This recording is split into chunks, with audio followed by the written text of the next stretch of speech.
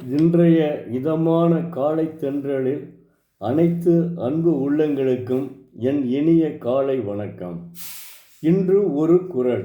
அதிகாரம் 21, தீவினை அச்சம்.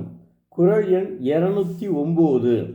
தன்னைத்தான் காதலனாயின் எனைத்தொன்றும் துன்னற்க தீவினைப்பால்.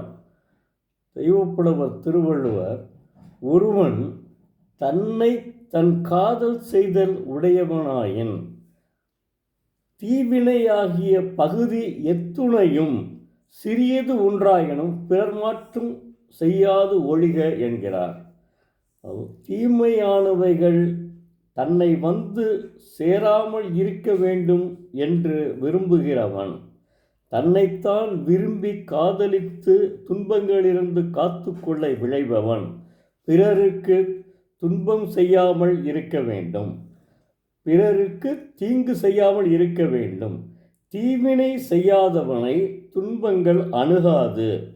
தீவினையின் பக்கம் செல்பவனையே துன்பம் வந்து சேரும்.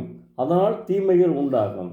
எனவே தன்னைத்தான் விரும்பி காதலிப்பவன், அப்படியென்றால் தன்னை மிகவும் நேசிப்பவன், தான் நீண்ட நாள் வாழ வேண்டும் என்று எண்ணுபவன் நிச்சயமாக பிறருக்கு தீங்கு செய்யக்கூடாது.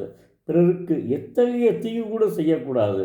அப்படி தீங்கு செய்யாமல் இருந்தால் அவனுக்கு துன்பம் வரவே வராது. எவ்வளவு அற்புதமாக இந்த குறளை விளக்கிவிடார் என்பதை நல்லா உற்று கவனித்தால் தெரியும். தன்னைத்தான் காதலிப்பவன் என்ன? தன்னுடைய உயிரை மிகவும் மதிப்பவன், தான் நீண்ட நாள் வாழ வேண்டும் என்று எண்ணக்கூடியவன் நிச்சயமாக பிறருக்கு தீங்கிழைக்கவே மாட்டான், பிறருக்கு தீவினை செய்யவே மாட்டான், அதனால் துன்பம் அனுபவிக்கவே மாட்டான். அப்படி இருக்க வேண்டும் என்று தெய்வப்புலவர் திருவள்ளுவர் உணர்த்துகிறார்.